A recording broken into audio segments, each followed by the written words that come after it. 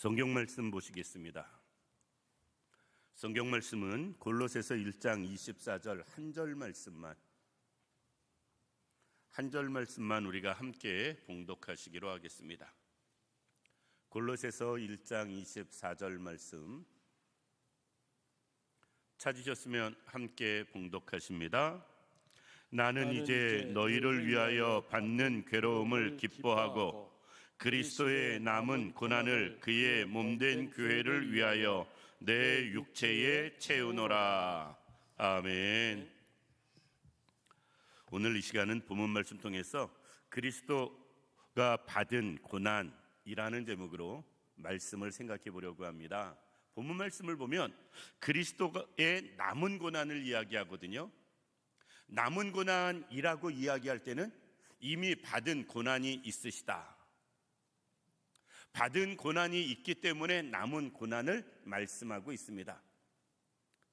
다음 주에는 그리스도의 남은 고난에 대해서 생각해 볼 건데요, 오늘은 그 이전에 우리가 늘 아는 말씀, 듣는 말씀이긴 해도 그리스도가 받은 고난에 대해서 다시 한번 생각해 보면서 말씀의 은혜를 나누고자 합니다.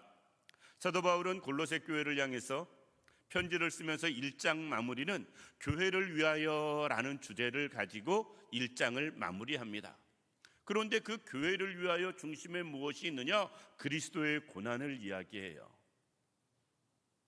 우리 신앙생활하는 사람들이 여러 가지 면에서 모습에서 늘 우리는 십자가 고난을 생각합니다. 자연스럽고 당연한 모습입니다. 왜? 기독교는 주님의 고난을 빼놓고 생각할 게 없기 때문에 그렇습니다. 그래서 오늘은 주님이 받으신 고난에 대해서 여러 가지를 생각해 보려고 합니다. 특별히 이사야서 53장 말씀 보면 예수 그리스도의 고난에 대해서 아주 잘 말씀하시고 있습니다. 그런데 그 주님의 고난을 말씀하실 때 이사야 선지자를 통해서 하나님은 이렇게 말씀합니다. 그는 실로 우리의 질고를 지고 우리의 슬픔을 당하였다. 그의 찔림은 우리의 허물을 위함이고 그의 상함은 우리의 죄악 때문이라. 예수님의 고난을 이야기할 때 예수님의 죄 때문에 고난이 아니고요, 우리 때문에 당하신 예수님의 고난을 이사야 선지자는 벌써 말씀하시고 있다라는 것입니다. 성경에 보면 예수님이 공생애를 딱 3년 하세요. 이 땅에서 사신 기간 총 합쳐도 33년밖에 되지 않습니다. 그런데 그 33년 동안 주님이 당하신 고난은 우리가 생각하기 힘들고 어려울 만큼 많은 고난을 지셨다라는 것입니다.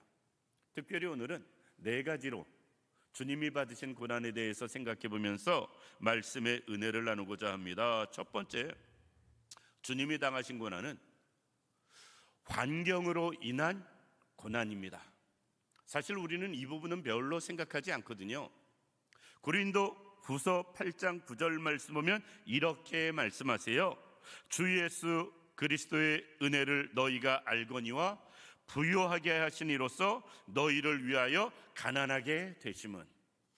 예수님이 우리를 부요하게 하기 위해서 예수님 스스로는 가난해지셨다라고 말씀하고 있습니다. 주님은 본래 태생적으로 부요하신 분이시거든요. 창조주이시며 모든 만물의 주인이시며 영원한 하나님의 나라의 주인으로서 주님은 부족한 것이 없으신 분이셨어요. 모든 것이 다 그에게로 나왔기 때문에 이 땅의 모든 것은 다 주님의 것입니다. 그런데 그 주님은 이 땅에 오셔서 우리를 위하여, 특별히 우리를 부요하게 하기 위해서 가난해지셨다라고 말씀하고 있습니다.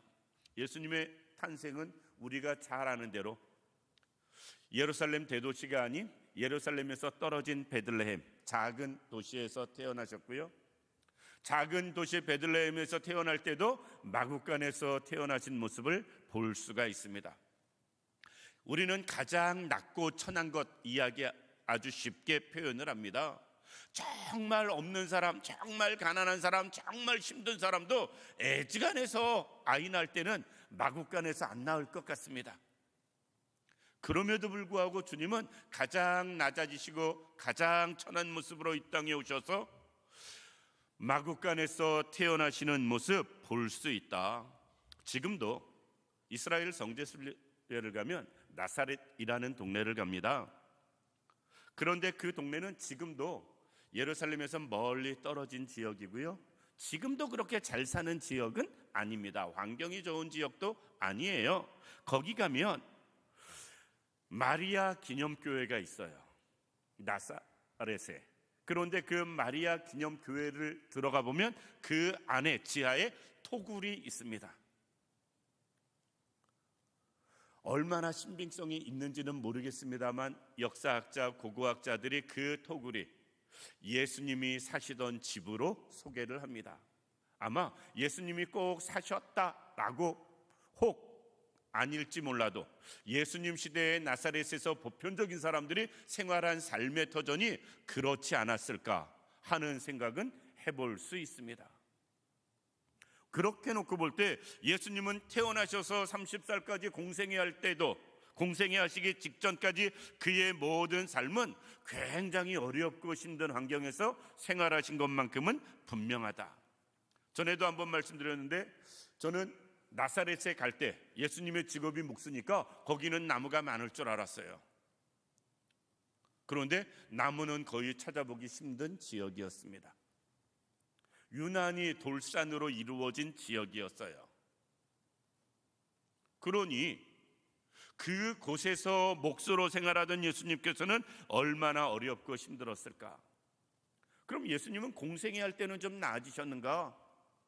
30년 동안 나사렛에서 생활하실 때는 어렵고 힘들었다 할지라도 사람들 앞에 공식적으로 활동하면서 괜찮지 않으셨을까?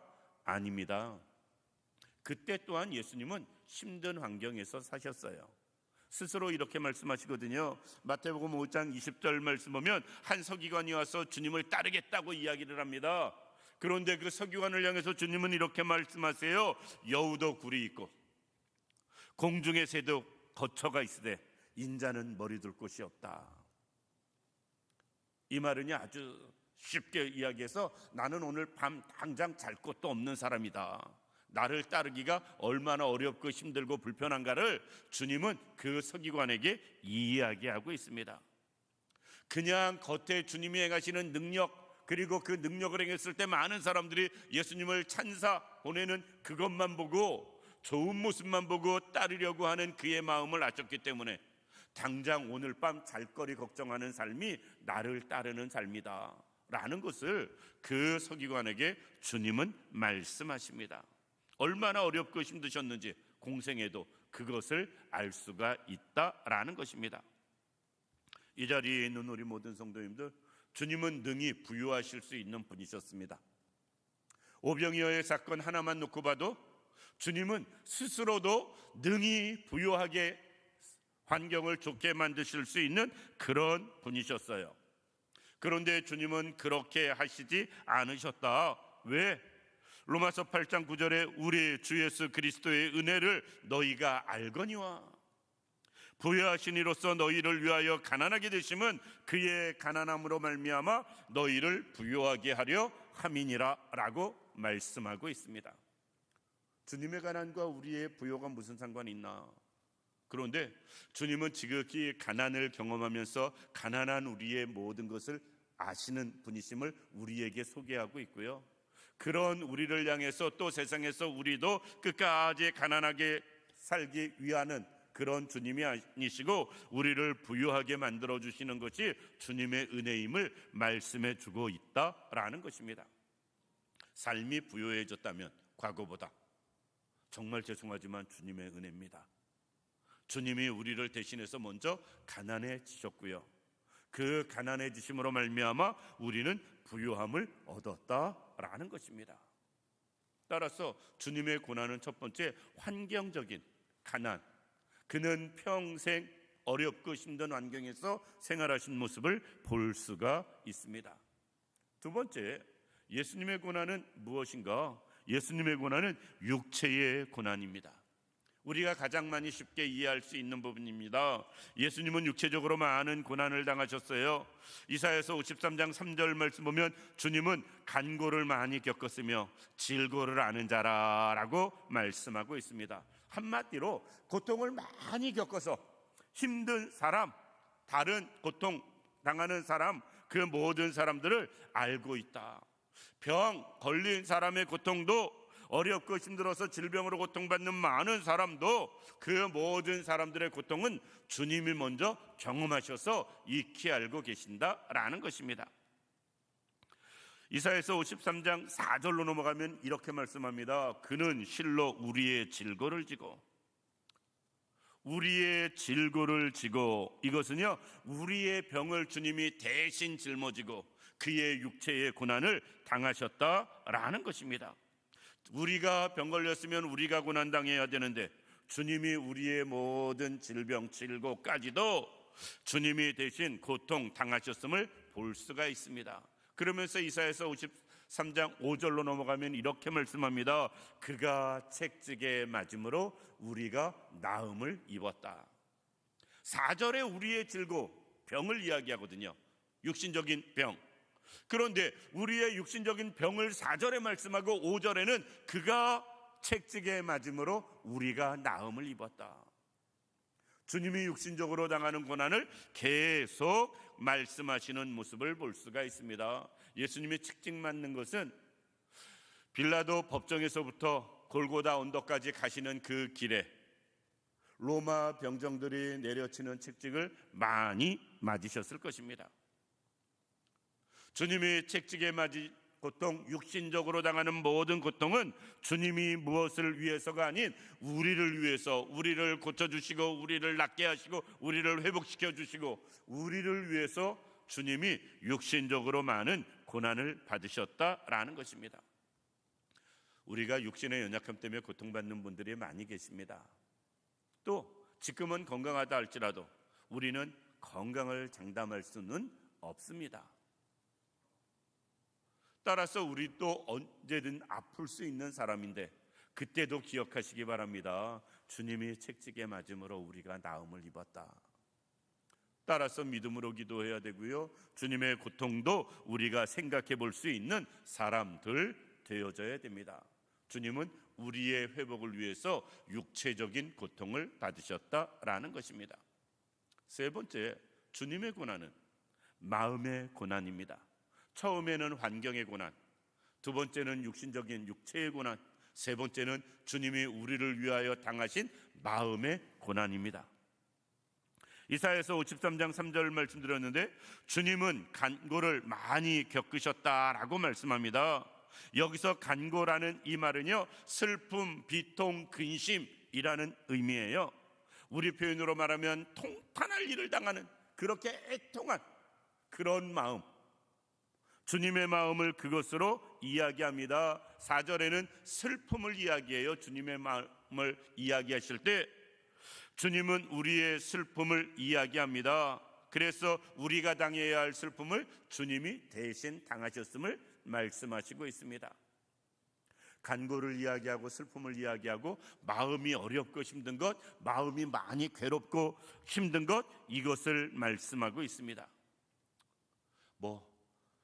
그 조사가 어떻게 나왔는지 몰라도 요새 현대인들은 정신병을 그냥 병원 가서 치료하고 해야 할 만큼 심한 사람이 그 정도는 아니겠지만, 나름대로 대부분의 많은 사람들이 슬픔과 우울증과 조울증과 여러 가지 모습으로 크고 작지만 경과 중의 차이는 있어도 대부분의 많은 사람들이 이것으로 고생하고 있다라는 기사를 본 적이 있습니다.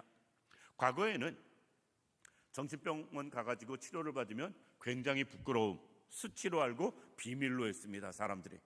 그런데 요새는 정신병원 가서 상담받는 것, 이제 감기 걸려서 내과 가는 것과 차이가 없어요. 왜? 대부분의 많은 사람들이 그러기 때문에 그렇고요, 그렇지 않은 사람을 찾아보기가 어렵고 힘들기 때문에 그렇습니다. 우리가 당해야 할 슬픔, 그것을 위해서 주님이 먼저 슬픈 마음의 짐을 받으셨습니다. 그래서 주님은 말씀합니다. 수고하고 무거운 짐진 자들아 다 내게로 오라, 내가 너희를 쉬게 하리라. 이것은 꼭 육신적인 것을 이야기하는 것이 아닙니다. 영적인 것을, 심적인 것을 말씀하시는 모습을 볼 수가 있습니다. 그래서 우리는 찬양합니다. 슬픈 마음 있는 사람. 우리가 슬픈 마음 없는 사람이 어디 있겠어요? 슬픈 마음이 다 있지, 우리 모두가. 그렇기 때문에 슬픈 마음 있는 우리가 주 앞에 나오게 되어지는 것입니다. 우리 모두가 꼭 그럴 수 있기를 원합니다. 주님은 우리의 슬픔을 대신 지신 분이세요. 그래서 주님은 환경의 고난을 받으셨고, 육체적인 고난을 받으셨고, 마음의 고난을 받으신 분이십니다. 우리가 고민 늘 있습니다. 제가 이제 머리가 많지 않으니까 사람들이 그래요. 스트레스 많이 받냐고. 스트레스 저는 가능하면 안 받으려고 하는 사람입니다. 내가 머리 싸매고 고민한다고요? 해결되는 문제가 없더라고요. 머리 싸매고 고민한다고 해결될 문제 있으면 머리카락이 다 빠진다 할지라도 하지요. 그런데 내 머리가 다 빠져도록 고민한다 할지라도 해결된 문제는 하나도 없다. 하나님이 도우셔야지. 우리가 세상 살면서 스트레스 받고 이렇게 저렇게 고민할 일 많이 있을 때 꼭 기억하시기 바랍니다. 내 슬픔은 주님이 대신 당하셨다. 내 마음의 상처도 주님이 먼저 겪으셨다. 주님의 마음의 상처가 얼마나 크셨겠어요. 제자가 팔아먹는데, 세상에 바리새인이 예수님을 팔았다 그러면 예수님이나 또 우리도 그러려니 해요. 3년씩이나 예수님을 따랐던 제자가 예수님을 팔아먹을 때 그걸 아시는 예수님의 심정이 얼마나 상하시겠어요. 그래서 최후의 만찬의 자리에서 몇 번의 기회를 주잖아요. 돌이킬 기회를 끝까지.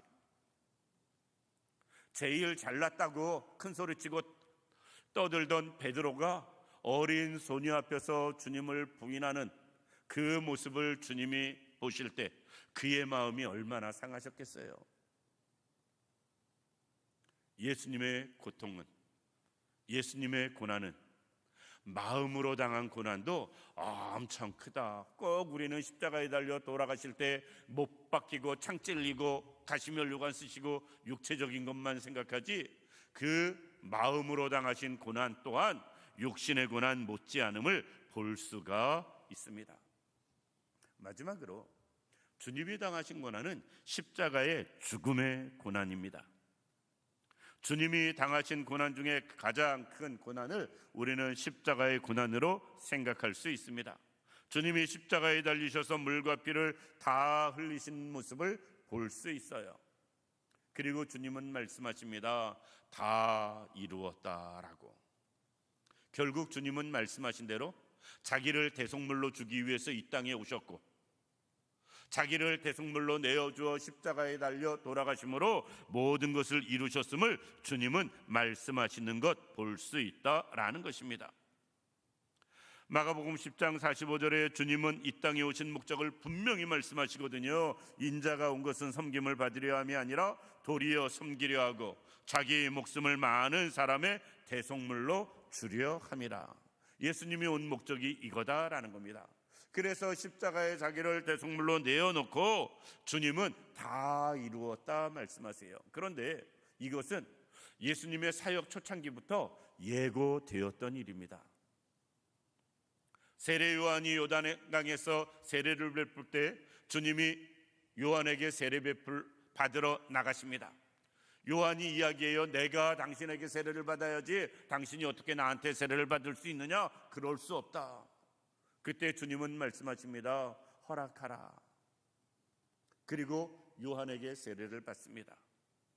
그때 세례 요한이 예수님을 보면서 한 말 중에 하나가 이겁니다. 보라, 세상 죄를 지고 가는 하나님의 어린 양이로다. 이 어린 양은 우리가 잘 아는 대로 이스라엘 백성들이 애굽에서 출애굽할 때 10번째 재앙 장자의 죽음이 있을 때 이스라엘 백성들은 양을 잡아서 그의 피를 문 지방 우회와 옆에 문지방에 그 피를 바릅니다. 그 피를 보고 죽음의 천사들이 그 양의 피가 있는 집은 넘어가고 양의 피가 없는 집은 그 장자의 죽음이 임하는 모습을 보게 됩니다. 즉 양의 죽음으로 이스라엘 백성들이 구원을 받는 것, 이것이 다 이어지는 모습을 볼 수가 있습니다. 우리는 양의 피가 아니고요, 예수님의 보혈로 우리는 구원함을 받는다라는 것입니다. 고린도전서 5장 7절에 보면 사도 바울은 고린도 교회를 향해서 이렇게 말을 합니다. 우리의 유월절 양 곧 그리스도께서 희생되셨다. 우리를 위해서. 예수님을 유월절의 양으로 비유하시는 모습, 특별히 이스라엘 백성들은 양으로 그들의 생명을 보존했지만 우리는 예수 그리스도로 영원한 생명을 얻게 되었음을 말씀하시고 있다라는 것입니다. 이사야서 53장 7절 8절 보면 희생양이 되신 주님의 죽음을 잘 설명하고 있습니다. 그는 곤욕을 당하며 괴로울 때에도 그의 입을 열지 아니하였으며 마치 도수장으로 끌려가는 어린 양과 털 깎는 자 앞에 잠잠한 양같이 그의 입을 열지 아니하였다 말씀하십니다. 그러면서 이렇게 말씀합니다. 그는 곤욕과 신문을 당하고 끌려갔으나 그 세대 중 누가 생각하기를 그가 살아있는 자들의 땅에서 끊어짐은 마땅히 형벌받을 내 백성의 허물 때문이라 하였으리요.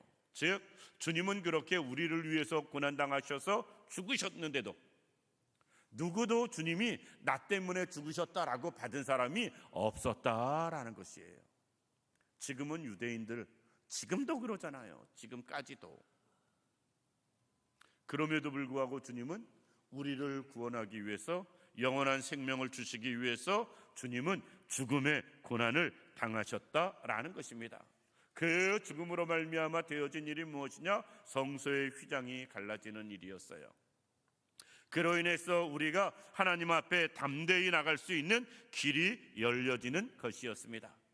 그래서 히브리서 4장 16절 말씀 보면 그러므로 우리는 긍휼하심을 받고 때를 따라 돕는 은혜를 얻기 위하여 은혜의 보좌에 담대히 나아갈 것이니라 라고 말씀하고 있습니다. 주님이 십자가에 죽으심으로 우리가 담대히 하나님 앞에 나올 수 있게 되었다라는 것입니다. 주님이 죽음의 고통을 당하심으로. 이 자리에 있는 우리 모든 성도님들, 주님의 고통을, 늘 그분이 당하신 고난을 마음에 새길 수 있는 우리들 되기를 원합니다. 그분이 당하신 고난은 태어나는 시점부터 돌아가실 때까지의 환경적인 어려움에서 벗어나지 않으셨습니다.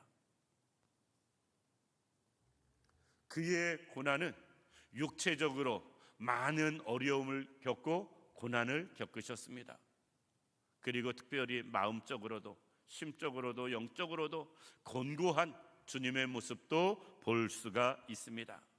그리고 결국은 십자가의 죽으심, 고난을 통해서 우리를 구원하시는 모습도 볼 수가 있습니다. 이것이 주님이 받으신 고난이에요. 신앙생활을 우리는 굉장히 쉽게, 편하게 하려고 합니다. 한 번 말씀드렸는데 요새 우리가 신앙생활을 어떻게 하는 모습을 어느 분이 비유로 설명을 합니다. 교회에서 모든 서비스를 다 받으며 신앙생활을 하려고 한다고 그래요. 우리가 쇼핑할 때 그렇대요. 쇼핑할 때는 그 상점에 가서 다 나한테 맞춘대요. 그러면 물건 파는 사람은 다 나한테 맞춰주지요. 교회를, 신앙생활을 요즘 성도들이 그렇게 한다고 합니다.